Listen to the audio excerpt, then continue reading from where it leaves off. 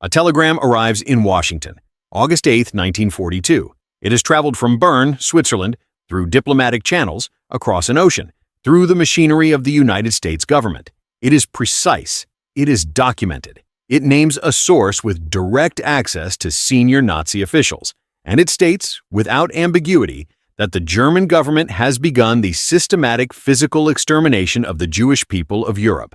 The man who wrote it wanted it delivered immediately to Rabbi Stephen Wise, one of America's most prominent Jewish leaders. The State Department held it for weeks. They decided Rabbi Wise did not need to know. This documentary will not ask how the Holocaust happened. That story has been told. This documentary asks something harder, with information flowing, with witnesses reporting, with intelligence accumulating across years. Why was the machinery of extermination allowed to run? The answer is not ignorance. The answer is a system, and you are about to see exactly how it worked. Nobody starts out this way. The persecution of Jewish people under Nazi Germany did not begin with gas chambers. It began with paperwork. April 1933, a national boycott of Jewish businesses. May 1933, public book burnings across Germany. September 1935, the Nuremberg laws strip Jewish Germans of citizenship and prohibit marriage to non-Jews. November 1938, in a single coordinated night, hundreds of synagogues burn, thousands of businesses are destroyed, 30,000 Jewish men are sent to concentration camps. Foreign correspondents were present. Their reports ran in American and British newspapers. The New York Times covered the Nuremberg laws. The BBC reported Kristallnacht. Diplomats filed cables. Governments received intelligence. The information was not hidden. It was available, processed, and filed.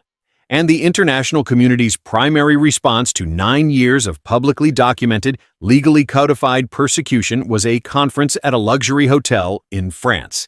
July 1938, Evian-les-Bains. 32 nations gather formally to discuss the refugee question. The United States organizes it. Almost no country agrees to expand immigration quotas. Australia says it does not wish to import a racial problem. Canada says it has done enough. The Nazi regime draws the logical conclusion: if the world will not take the Jews, the world will not stop what is coming. Evian is the first major institutional failure point. Not the last, not the worst, but the one that tells the regime exactly what kind of resistance it will face. Almost none. Here is the part nobody tells you. The American government's response to the Holocaust was not passive. By 1940, the State Department under Assistant Secretary Breckinridge Long has developed a system for managing the Jewish refugee question. In June 1940, Long issues a memo to American consular officials. The instruction: put every obstacle in the way, require additional evidence, resort to administrative devices that postpone and postpone and postpone. The memo is internal, not policy, instruction. The visa application process requires documentation that, by 1940, is functionally impossible to obtain. Birth certificates from governments that no longer exist. Police clearances from countries under Nazi administration. Financial guarantees most refugees cannot produce. Forms requiring documentation from relatives in Europe. The relatives are already in camps. Between 1933 and 1943, the United States admits approximately 190,000 Jewish refugees, a fraction of what existing immigration law would have permitted. The unused quota spaces are not a failure of law. They are a decision. This is how institutional obstruction operates. It does not announce itself. It does not require explicit directives. It requires only that the people administering the system understand what outcomes are preferred, and that the paperwork is always slightly incomplete. The machine does not need to be cruel to produce cruel results. It only needs to be slow. November 1942, a Polish resistance courier named John Karski arrives in London. What he carries cannot be filed or delayed. He had entered the Warsaw Ghetto disguised as a policeman. He had entered a transit camp disguised as a Ukrainian guard. He had witnessed what was happening with his own eyes. He had memorized everything, because there was no other way to carry it out. He reported to the Polish government in exile. He reported to British Foreign Secretary Anthony Eden. He reported to Supreme Court Justice Felix Frankfurter, who told him with careful precision, "I do not say that you are lying. I say only that I cannot believe you." In July 1943, Karski is brought to the Oval Office. He meets President Franklin D. Roosevelt. Roosevelt listens. He asks questions. He asks about the situation of Polish farmers. He asks about the condition of horses in Poland. He does not issue a directive. He does not formally respond. He does not ask Karski to return. The meeting ends. This is the moment. A man enters the most powerful office in the world carrying direct first-person testimony of industrial mass murder, and the response is to ask about horses.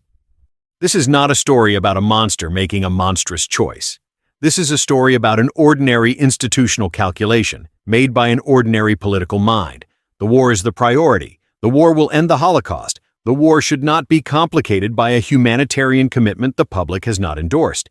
The calculation was not irrational. It was wrong, and that is precisely the problem. April 1944. 2 men escaped from Auschwitz-Birkenau. Rudolf Vrba and Alfred Wetzler have been prisoners for nearly 2 years. They have memorized the camp's layout with systematic deliberation, the coordinates, the dimensions of the crematoria, the operational capacity of the gas chambers, the scheduled arrival of transports, the precise administrative language used to describe the killing. They spent months preparing. They escaped through a gap in the perimeter and traveled 11 days through occupied Slovakia to reach the Jewish Council in Bratislava.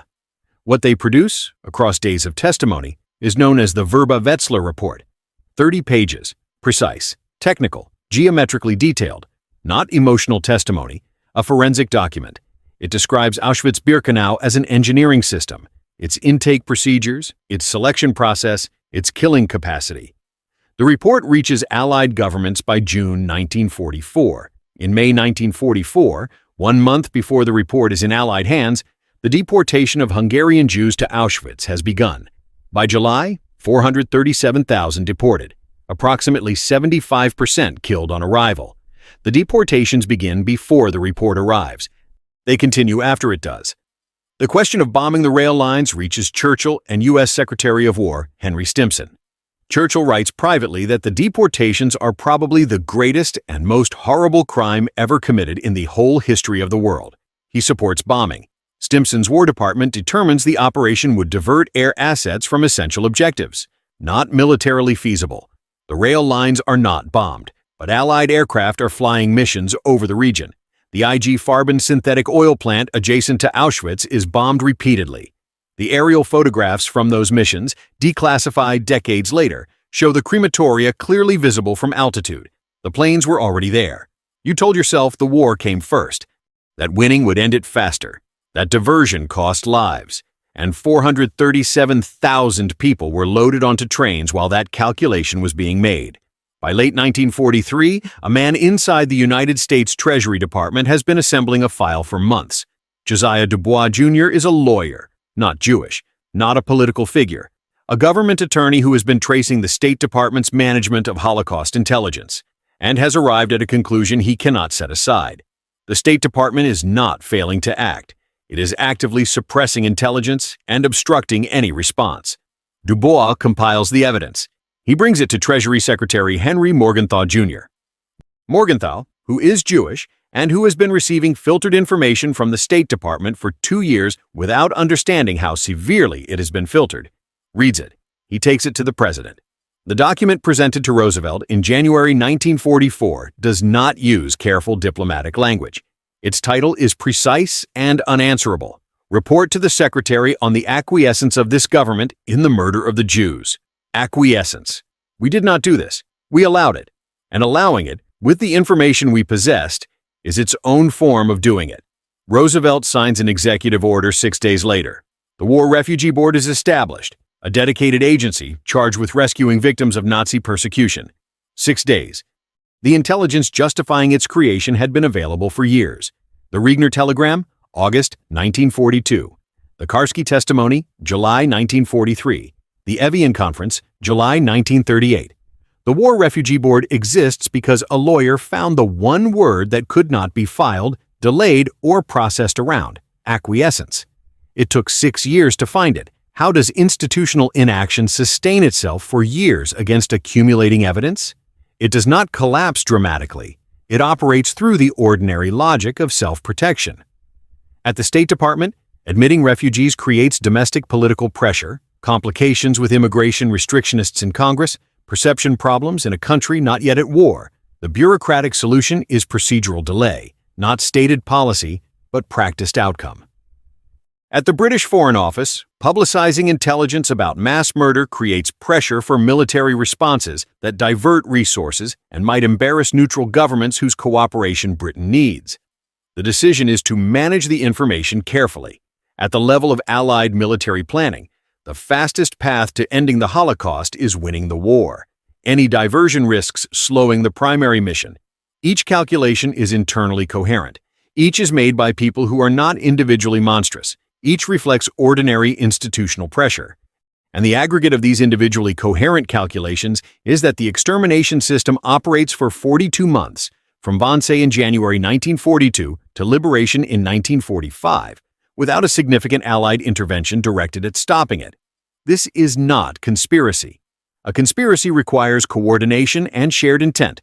What happened was more ordinary and more durable than any conspiracy. It was a shared set of institutional priorities that consistently ranked the rescue of Jews below other considerations, not through explicit policy, but through the accumulated weight of individual decisions, each made within its own institutional logic, each producing a result the system never had to formally endorse. The institution protected itself by never having to say what it was doing. And you let it happen, not through malice, through procedure. The War Refugee Board operates from January 1944 until May 1945. In 16 months, it saves an estimated 200,000 lives through rescue funding, safe havens, emigration networks, and figures like Raoul Wallenberg, a Swedish diplomat who arrives in Budapest in July 1944 and issues Swedish protective passes to tens of thousands of Hungarian Jews awaiting deportation. Wallenberg saves lives at a rate only possible because someone finally gives him institutional authority and resources. The board saves 200,000 people in 16 months. It is created in January 1944. The Regner telegram arrives 17 months earlier. The Karski testimony is delivered 18 months earlier. The Avion Conference, at which 32 nations formally confirm they will not act, takes place 66 months earlier. Historians who have studied the board's operational capacity have argued, with considerable documentation, that an equivalent organization created in 1942 could have saved hundreds of thousands of additional lives. The number is not precise. History does not offer clean counterfactuals, but the mechanism is documented. The mechanism worked, and it was delayed by years. At liberation, General Eisenhower orders American soldiers not at the front to visit the camps. He orders journalists and members of Congress to come and see. He wants the record unimpeachable because he is certain that one day someone will claim it did not happen. The documentation impulse at liberation is its own acknowledgement. The world had not responded with adequate urgency while it was happening, and the people present at the end understood that the record needed to be beyond dispute. The accounting begins not with liberation. It begins with the recognition, embedded in Eisenhower's orders, that the world had failed, and that documenting the aftermath was, in part, compensation for failing to act during. The Wannsee Villa stands today on the shores of a lake outside Berlin. It is a memorial site. Visitors walk through the rooms where 15 men coordinated the murder of 11 million people over a 90-minute meeting, and then had lunch. The building is preserved. It is accessible. The rooms are immaculate. The United States State Department continues to operate. The British Foreign Office continues to operate. The League of Nations became the United Nations in 1945. The Convention on the Prevention and Punishment of the Crime of Genocide was adopted in 1948. The words never again entered the political vocabulary of the post-war world, and the institutions that had processed years of Holocaust intelligence and produced years of inaction did not dissolve. They did not face formal accountability. They adapted, reformed in language, and continued. Breckinridge Long, the man who instructed consular officers to obstruct visa processing, retired from government service in 1944 with his official reputation intact. John Karski became a professor at Georgetown University. He spent decades lecturing on what he had seen and what had been done with his testimony. Late in his life, he said that he had delivered his report to the leaders of the free world and that they had received it with sympathy and done nothing. Rudolf Verba emigrated to Canada. He spent the rest of his life wrestling with one of the most contested questions in Holocaust historiography: whether Jewish community leaders in Hungary had received the Verba-Wetzler report before the deportations began and withheld it from their communities, caught in their own institutional negotiations with Nazi authorities. The debate remains open, painful, unresolved. What it suggests is that institutional failure was not confined to Allied governments. It was structural, present in every organization that found reasons within its own logic to delay. The Holocaust lasted as long as it did because the world's institutions were not designed and were not willing to treat documented mass murder as a priority that superseded their other concerns. The intelligence existed, the witnesses existed, the documentation existed. What did not exist until January 1944 was the decision by the most powerful government on earth to make rescue a specific funded institutional priority, rather than an outcome expected to arrive as a byproduct of winning the war. The war ended, the camps were liberated, and the question the documents carry, the one Karski carried for the rest of his life, that Dubois encoded in the word acquiescence, that the aerial photographs of Auschwitz make impossible to dismiss, is not why the perpetrators did it. That question has answers, dark ones. The question is why, with all the information that existed, the response of the world's institutions was to file it, process it, delay it, and continue. Not because they did not know, because they knew, and decided that knowing was not, by itself, enough reason to act. That is the verdict the documents carry. And the documents survived.